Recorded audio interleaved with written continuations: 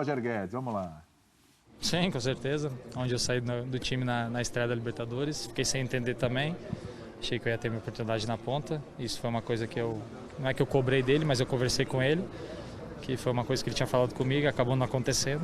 Mas a gente sabe que o futebol é assim, a gente tem que entrar dentro de campo e dar conta do recado para mostrar que ele estava errado e não eu. O Roger tem uma personalidade, bom menino. Provavelmente é o jogador que eu mais tenho conversado. Nós tínhamos que jogar com o Roger como atacante e eu expliquei muitas vezes ao Roger isso mesmo. Eu sei que tu gostas de jogar da esquerda para dentro, mas neste momento a equipa precisa de ti para jogares como atacante. Andou sempre ali um bocadinho contrariado, não é? Porque se tivesse feito golos, até animava. Não fez golos. Hoje foi lá para a posição dele e pronto, e eu tenho que lhe dar razão, tenho que lhe dar, porque ele do lado esquerdo, de facto, vai para dentro com o pé esquerdo. Mas também temos o William daquele lado, que também gosta de jogar, precisamente, a ir para dentro com o pé direito, não é? Com o pé esquerdo, desculpa, a ir da esquerda para dentro com o pé direito. Ele também gosta de ir para dentro com o pé direito. Mas vamos ter que ir fazendo essa gestão. Atenção, olha só, Roger Guedes.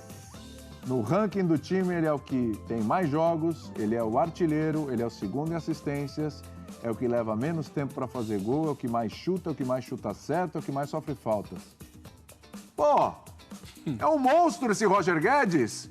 Que critica? Que critica o Roger Guedes, pô? Andaram criticando. Que isso? O homem é um monstro, olha os números.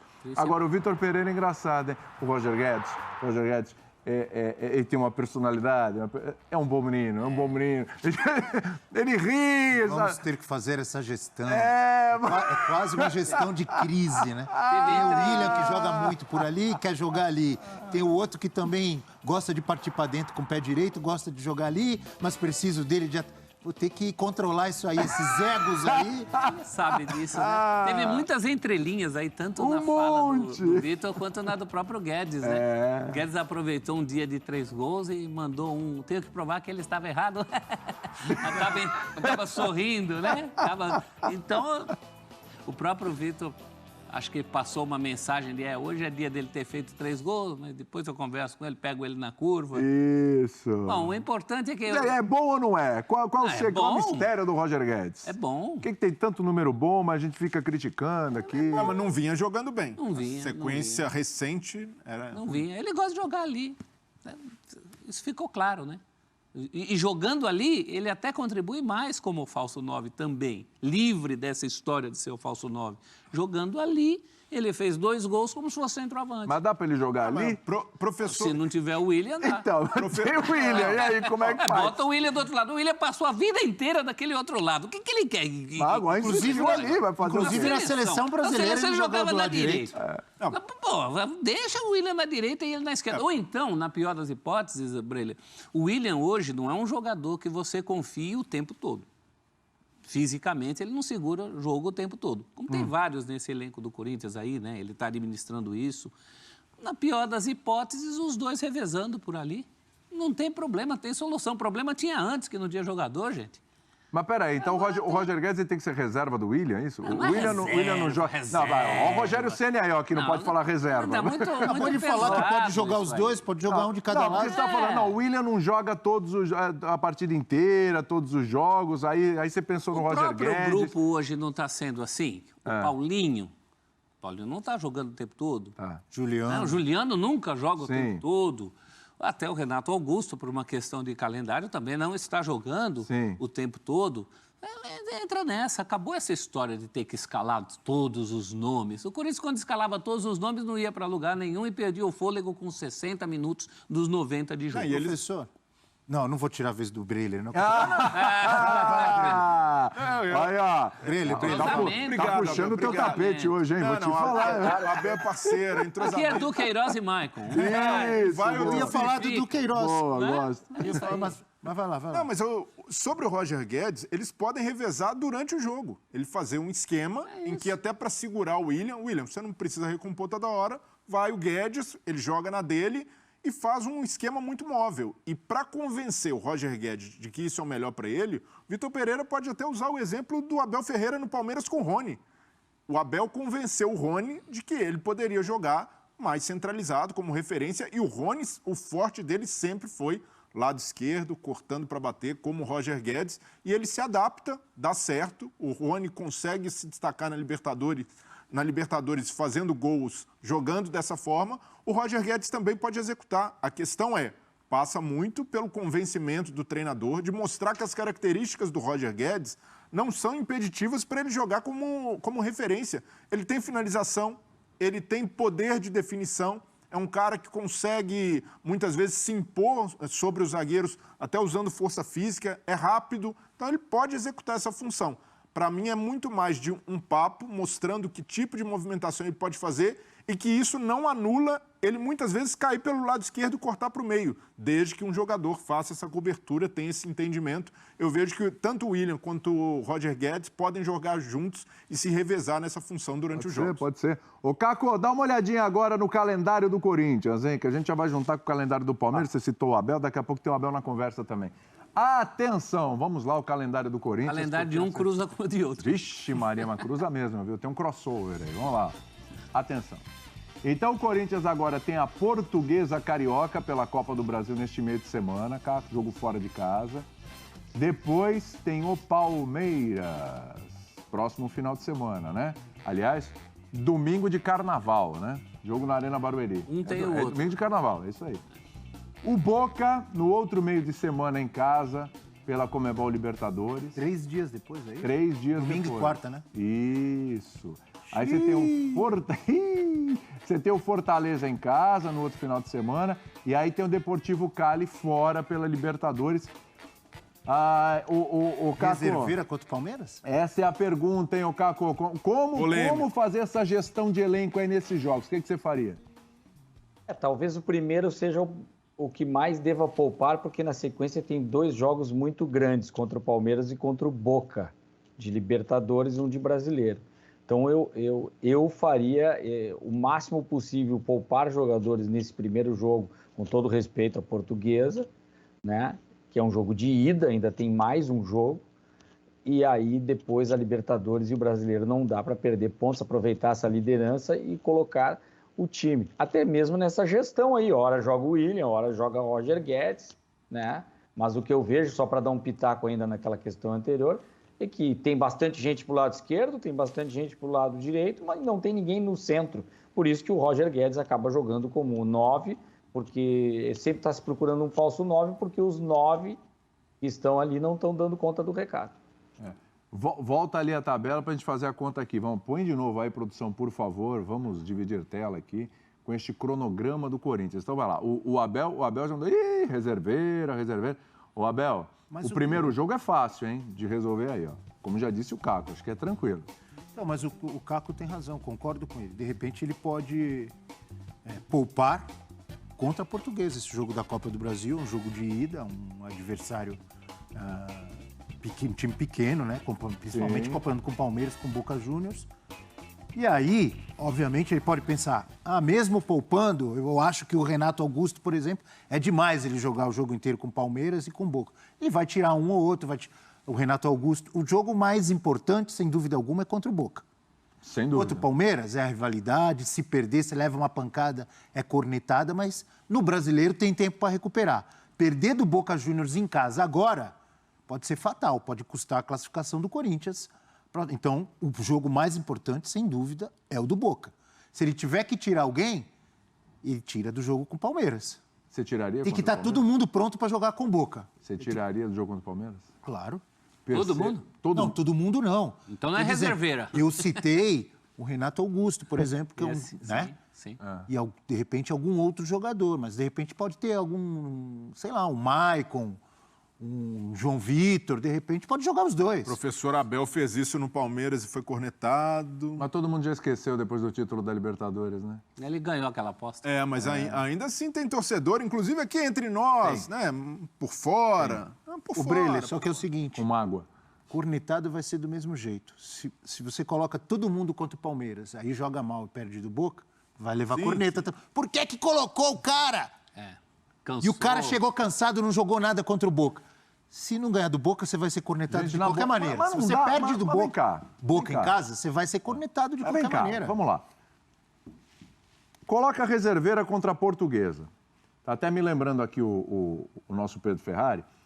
O jogo da Copa do Brasil, se o Corinthians passar pela Portuguesa, cumpre as metas financeiras, parte das metas financeiras que tinha a ver com avançar de fase, chega na meta financeira ali da Copa do Brasil. Com reserveira, sem reserveira, gente, o português não tem essa preocupação, porque tem tudo para passar. Tudo. Aí para reserva, não dá para jogar dois joguinhos com os titulares, Palmeiras e Boca, e depois contra o Fortaleza dar uma segurada? Então, mas aí teoricamente estica, né? Que é em casa. O próprio Vitor Pereira, eu vou usar até um termo que eles portugueses usam muito, eles usam o termo fresco. O jogador está fresco, quer dizer o jogador está inteiro. Né? Sim. Ele pode até jogar, mas até pela intensidade que ele exige, o estilo de jogar do Corinthians e que ele quer, ele falou na entrevista de novo, o jogador pode não render da mesma forma. O cara vai jogar domingo com o Palmeiras, 90 minutos, ou sei lá, 80, 75, sai com 30 do segundo tempo. Para quarta-feira, ele não vai estar inteiro do jeito que ele quer. Ele pode até jogar, mas ele não vai ter o mesmo rendimento. É isso que ele defende e acho que ele tem razão.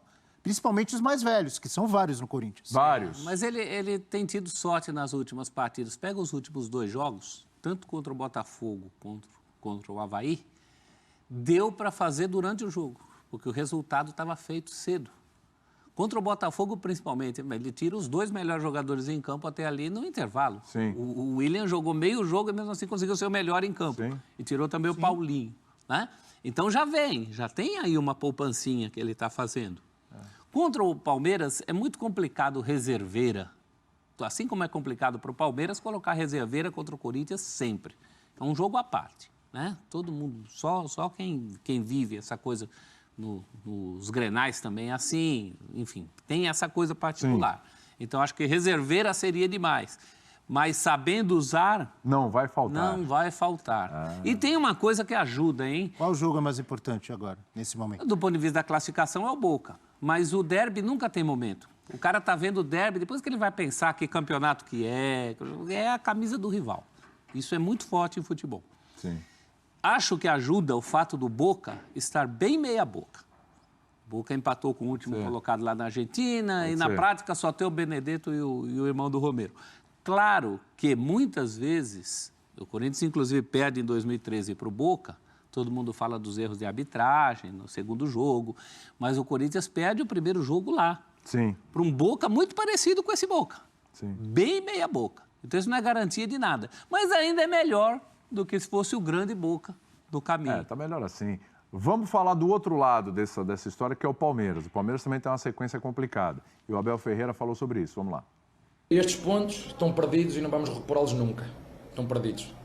Estes pontos que nós deveríamos ter ganho, estão perdidos. Não dá para fazer. E agora é jogo a jogo. O próximo jogo é com o Flamengo. Vamos disputar o jogo, 3 pontos. E no final é que a gente vai ver quantos pontos tem. Agora é manter o nosso equilíbrio, manter a nossa calma, continuar a produzir, mas ser efetivo, porque depois faz a diferença no futebol. Não adianta ter 70% de posse de bola, como tivemos hoje, fazer 20 finalizações. O que conta depois é as que entram na baliza do nosso adversário e as que não entram. Quando ele fala dos pontos perdidos para o Ceará na estreia, derrota em casa e agora esse empate com o Goiás. A sequência do Palmeiras é a seguinte, ó. Flamengo fora, esse jogo agora, no meio de semana, hein? Pesado. Corinthians, no domingo de Carnaval, Arena Barueri. Pesado. Aí você tem o Emelec fora, pela Libertadores, que aí seria o adversário mais complicadinho do grupo, mas não é. Uma viagem cansativa. Mas médio, um nível de confronto médio. Aí você tem o Juazeirense pela Copa do Brasil em casa, no outro meio de semana, né? E aí você tem o Independente Petroleiro, esse time que o Palmeiras enfiou 8 agora, recentemente. Mais 2.800 metros de altitude em Sucre. Pode pesar. 2 jogos aí que não poderão ser no Allianz, né? Por eventos e tal, no Allianz Parque, não vão poder ser realizados lá, Corinthians e Juazeirense. E o Palmeiras faz o que então, Breiler? Como é que administra esse elenco aí? Vamos lá. Que o Palmeiras, na Libertadores, está administrando, né? E no Brasileiro, está com o time principal, a gente pode dizer assim. A questão para o Palmeiras é que tem de jogar com força máxima, e força máxima visando jogadores disponíveis. O que tiver de melhor, ali análise física de quem pode jogar ou não, mas tem que jogar com força máxima contra Flamengo, pelo peso do jogo, pela necessidade do Palmeiras se recuperar no Campeonato Brasileiro e contra o Corinthians. Para mim, essa é a prioridade do momento. Libertadores, tem toda a história, o Palmeiras defendendo, buscando o tricampeonato consecutivo, mas pelo nível de dificuldade do grupo, o Palmeiras pode pensar em poupar novamente no Libertadores, como poupou na primeira rodada. O Abel tem feito essa gestão na primeira fase. Para mim, os confrontos mais importantes, não só pelo peso dos confrontos, mas por essa urgência do Palmeiras no Brasileiro, é contra direto ali o Flamengo e Corinthians, jogar com força máxima, e o Palmeiras que começa a sentir fragilidades no elenco. Nos anos anteriores, 2020, 2021, a gente sempre falava, o Palmeiras tem um bom elenco, o Palmeiras pode disputar em 3 frentes. Hoje, com esse elenco, tem faltado para o Abel. Ele tem sentido em alguns momentos, não só por questão física. Contra o Ceará fez um grande jogo no Allianz, mas quando o Abel precisa mexer, tirar titulares, gente de confiança, o Palmeiras cai. E fazer... É óbvio que quando ele tiver um Atuesta mais adaptado, um cara que consiga ser mais ativo no jogo, Rafael Navarro totalmente entrosado, com confiança 100%, ele ganha mais peças, ele ganha mais possibilidade de rotação. Mas hoje, os reservas ainda estão em processo, e o Abel até fala, eu preciso dar jogo para eles, eu preciso dar minutos para os caras se sentirem mais à vontade. Então, hoje, o elenco do Palmeiras não é tão forte como já foi nos anos anteriores, inclusive sob o comando do Abel. É preciso pensar, claro que alguns jogadores ali têm margem de evolução. O Veron, por exemplo, o Abel tem insistido muito com ele, mas quando joga, não é a mesma coisa dos titulares, e o Palmeiras precisa pensar, já se planejar para ter reforço na segunda janela, para ter reforço no segundo semestre, que com esse elenco não vai ser suficiente para disputar 3 frentes. Quando foi perguntado sobre isso, o Abel falou, não, eu tenho 2 jogadores para cada posição. Faz menos de 10 dias ele falou isso. Acho que foi logo depois do jogo com o Ceará. Na entrevista coletiva, ele foi perguntado e falou, eu tenho 2 jogadores por posição. Mas é o papel político e conformado do Abel. No ano passado, ele adotou... pode analisar aqui, Breler. Que posição que caiu o rendimento, que caiu a qualidade? Danilo e Jailson toda vez cai. Danilo, Jailson, Zé Rafael e Atuesta. O Atuesta, para mim, ainda vai demorar, está dentro do planejamento do Palmeiras que ele demora a evoluir. Primeira temporada dele no futebol brasileiro. Outra posição, para mim, que é carente no Palmeiras, o lado esquerdo. Lado esquerdo, quando não joga o Scarpa... O Jorge até agora não... Está devendo. Tem ali a lateral esquerda. Não convenceu, quando não joga o Piquerez, mas pensando... Tá falando de esquerda lá na frente, né? Esquerda na frente é o Scarpa, geralmente, mas o Scarpa fazendo uma função... O Scarpa é um meia, não é um jogador de velocidade por ali. Ele tenta o Veron, mas o Veron tem jogado mais pelo lado direito. Para mim, o Veron é uma reserva natural do Dudu, jogador para ir para cima, para tentar 1 contra 1. Então, desde que ele tirou o Rony jogando centralizado, tem faltado um jogador para atuar ali, para dar velocidade. É uma carência do elenco do Palmeiras. É preciso que o Palmeiras reconheça isso.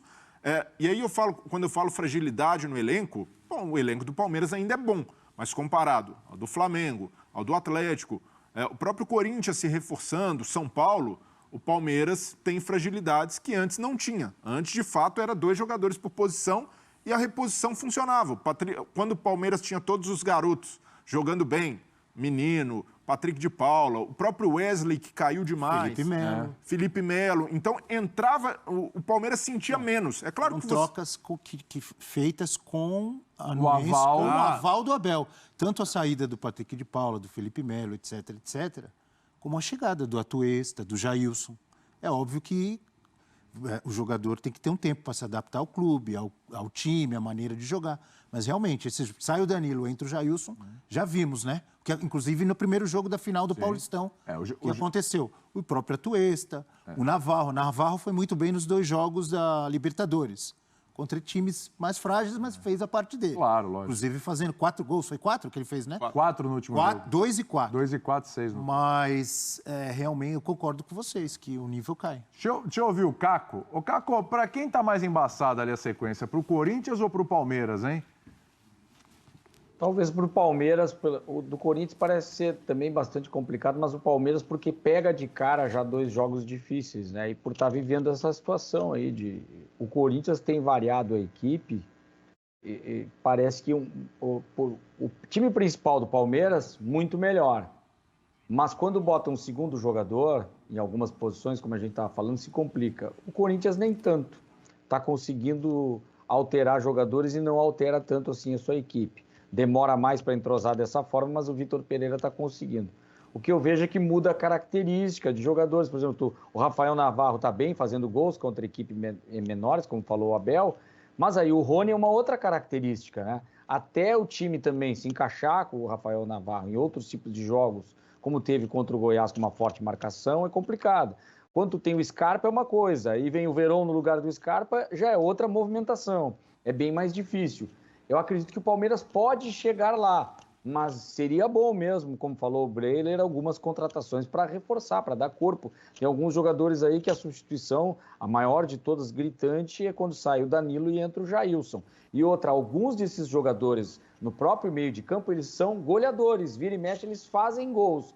E os que estão entrando não têm essa característica de marcar gols. E aí o Palmeiras perde muito. Porque quando um atacante não marca, de vez em quando o Danilo vai lá, aparece, faz gol, o Zé Rafael faz gol, né? Então é importante que esse time que, digamos, titular, já estava entrosado até nesse aspecto também. Se um não faz o gol, o Rafael Veiga resolve e acaba dando resultado para o Palmeiras. Há uma variedade maior da procura do gol no time titular. Já quando vem um ou outro reserva, o Palmeiras não consegue isso e aí acaba tendo mais dificuldade. O prof, aqui, ó, vamos lá. Para a gente responder essa pergunta, o que pesa mais? Por exemplo, tem uma queda de qualidade entre o time titular e o time reserva do Palmeiras. Tem Flagrante. Né? Tem uma queda de qualidade. Aí tem esse peso para o Palmeiras. Aí, ao mesmo tempo, a gente olha o Palmeiras, tem uma certa tranquilidade. O grupo é tranquilo e o Palmeiras está fazendo muito bem a sua parte. Gosto de frisar isso. Não é porque o grupo é abaixo, não. Está fazendo muito bem a sua parte. O Corinthians já tem um grupo mais difícil, já perdeu o primeiro jogo, já tem uma pressão ali, né? Estou falando isso até os dois vão se enfrentar, então tem em comum. E tem uma coisa que no videogame se chama barra de energia lá, né? Sim. Aí jogando a barrinha vai tchum, tchum, tchum, vai diminuindo, né? Vai diminuindo, diminuindo. A barra de energia do Corinthians, ela me parece que está mais no limite ali do que a do Palmeiras. Sim. O que pesa mais nessa conversa para a gente responder essa pergunta aí? Eu acho que nenhuma das duas sequências é a sequência dos sonhos de ninguém. Porque quem quer mesclar time, prefere um jogo sim, um jogo não. Se você tiver pulpo aqui, não pulpo lá, é o ideal. Mas nenhum dos dois tem. Os dois têm 2 pedreiras seguidas, que era o que a gente estava discutindo aqui. Mas não dá para esticar um pouco a corda em 2 jogos. Se você falar assim de imediato, eu acho que a sequência do Palmeiras é pior, porque ela começa com a sequência dura que o Corinthians vai ter lá na frente. O Corinthians tem o refresco da Portuguesa Carioca, refresco em tese, né? Refresco antes da bola começar a rolar. Presente de Deus. Mas é um refresco que o Palmeiras não tem. O Palmeiras já perdeu pontos que não pode no Brasileiro e agora vai ter Flamengo e Corinthians. Mas depois a vida do Palmeiras melhora, porque o grupo do Palmeiras na Libertadores é incomparavelmente mais tranquilo que o do Corinthians. Com altitude, com todas essas coisas, com esses problemas. Ainda é melhor pegar esses adversários que o Palmeiras vai ter na frente. Então, eu acho que o Palmeiras vai precisar dar uma segurada agora e depois a vida vai melhorar. Para o Corinthians é o contrário. O Corinthians tem aquele nó Palmeiras e Boca, que pode determinar até o jeito que você enxerga um trabalho. Não estou dizendo que o Vitor Pereira vai cair, estou dizendo o contrário. Se ele consegue bons, grandes resultados contra Palmeiras e Boca, aí a euforia toma conta. Sim. É o outro lado do futebol. Então, os dois têm os seus nós. Assim, de imediato, de cara, a sequência do Palmeiras é mais complicada, porque o Palmeiras tem um desafio, uma resposta a dar no Brasileiro, em 2 jogos seguidos muito complicados.